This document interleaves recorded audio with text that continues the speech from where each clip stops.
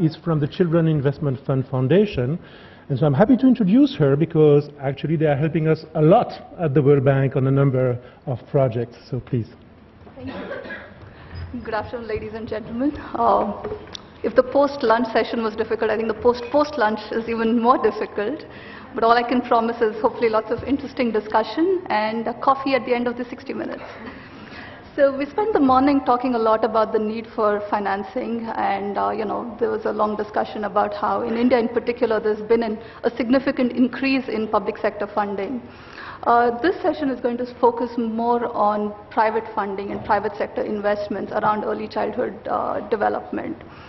I think what I want to do is really sort of focus the discussion along two tracks. One is the role for private funding, and the second one is around some of the alternative methods for private funding. So when you talk about private funding in ECD, I think there's a lot of potential. We've seen that year on year there's been significant increase in social sector spending, but that's still in absolute terms. I think in terms of need, we still have a long way to go, and there's still a lot of potential for private funds, for private foundations to come in. What we also recognize is I think we don't want private funding to come in and crowd out public sector funding, but really to act as a catalyst or act as an accelerator to jumpstart certain neglected areas that haven't received adequate attention over the last few years. In the morning, Pia talked about how, especially ECD seems to be poised at this transition phase where we're making a shift from successful proofs of concept that now need to be scaled up. And I think this transition phase requires a significant amount of capital investment. And is this a role for the private funds to come in really? Support the early infrastructure, support early systems development, look at building out data management systems, quality frameworks, for instance. Is this a role for private funders? I think that's something that we would love to discuss in detail.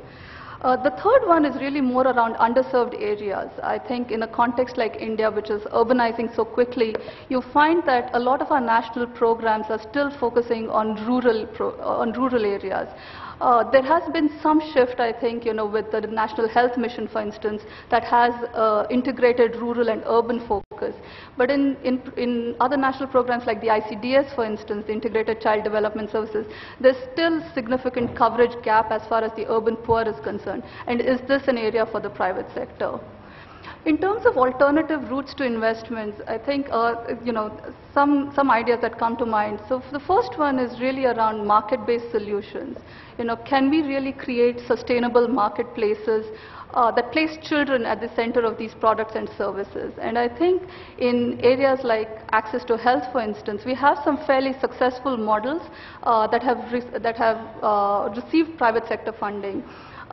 When you talk about access to medicines, for instance, we find that today there's a lot of investment in research and development by the pharmaceutical industry around medicines for pediatric patients.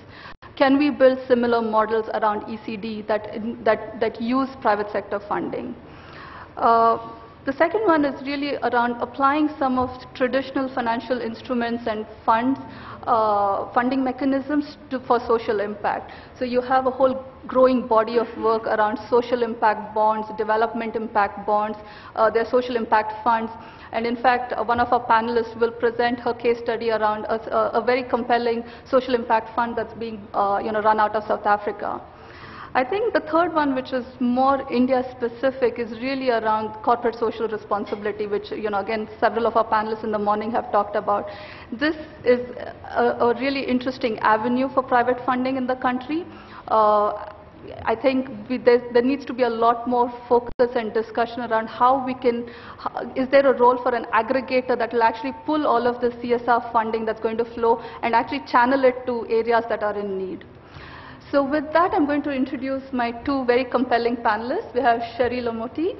She is the program leader for ILIFA Labantwana. Did I say that right? A catalytic fund that's focusing on social impact across South Africa. And our second panelist is Madhav Chavan, who's the founder of Pratham, one of the largest non-governmental organizations working in the education space. Among several other things, Pratham is really known for their ASUR report, the annual status of education report that tracks learning outcomes on children on an annual basis. So with that, I'm going to hand over to Sherry first.